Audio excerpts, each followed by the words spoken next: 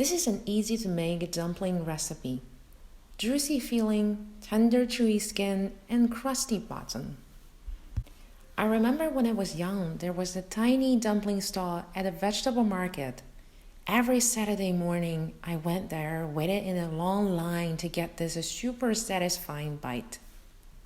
Sometimes I just couldn't resist the temptation to have one when I got them, and then I burnt my mouth, but still couldn't stop. That became my motivation to learn how to do this. So let's start it.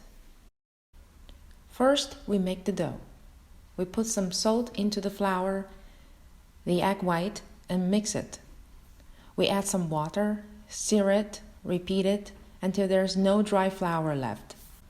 We add egg white to the dough. It'll make the dough more smooth at the end.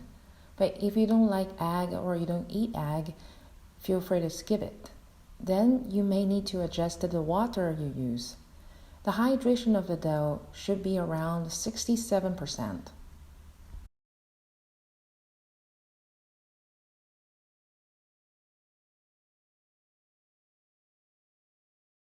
We add water little by little to make sure that we evenly moisten the flour.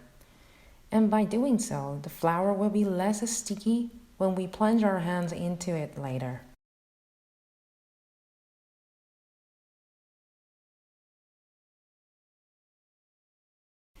Now we try to bring all the small lumps into one mass. We're not trying to knead the dough for the moment, just try to put them together. Once you get all the ingredients incorporated, stop and let the dough sit for 30 minutes. This is the autolysis step. During the autolysis, the proteins in the flour combine with water to form longer chains called gluten. And this is where the strength of the dough comes from. If you give it some time, basically the dough will do the kneading by itself, and it will save the time and energy you spend on kneading. Cover with the damp cloves and let it rest 30 minutes. Meanwhile, we make the filling. We add soy sauce, oyster sauce, grated ginger, some salt, sesame oil, black pepper, scallions. Mix it well, cover it with film and put it in the fridge. Now the dough is relaxed. We knead the dough and check the surface and see how it changes until we have a roughly smooth surface. Usually it'll take less than 2 minutes.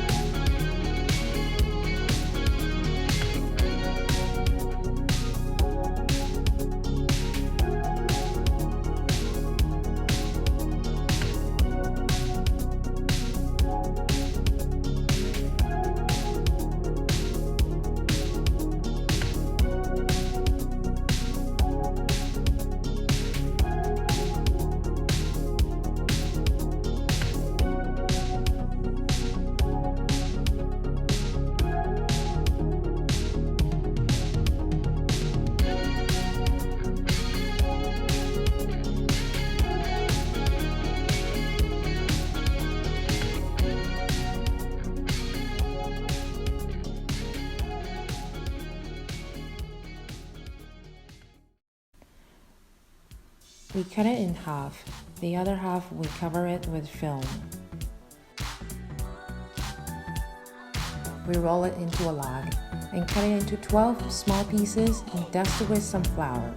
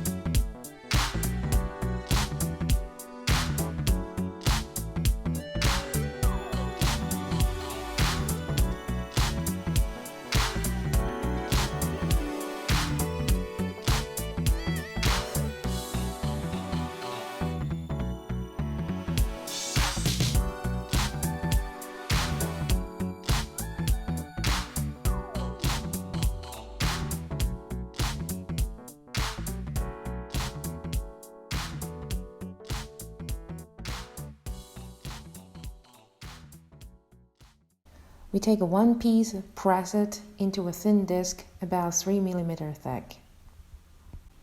Now what we want is to have a 1 centimeter diameter circle in the center, which is thicker than the rest of the wrapper, so it will have the strength to hold the filling inside.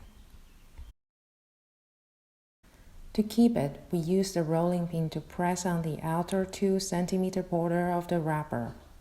We use our palm to control the rolling pin and try to go forward and backward repeatedly. When we go forward, we press.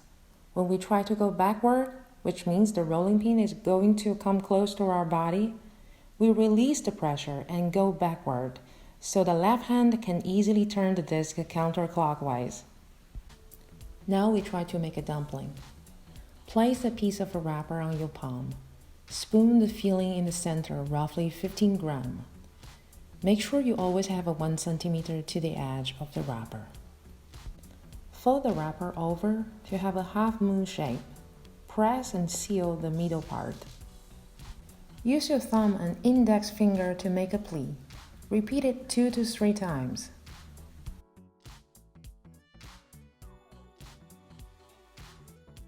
Turn the dumpling around and repeat it 2 to 3 times.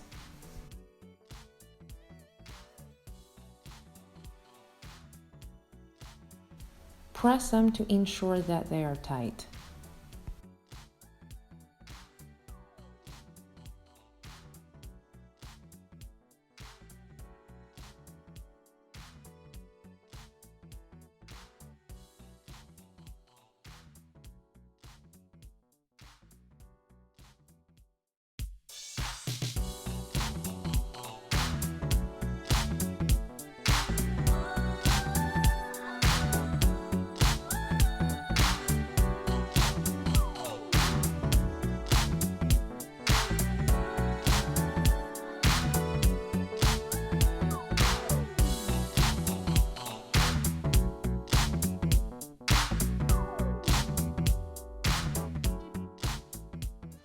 Put some oil in a non-stick pan and heat over medium-high.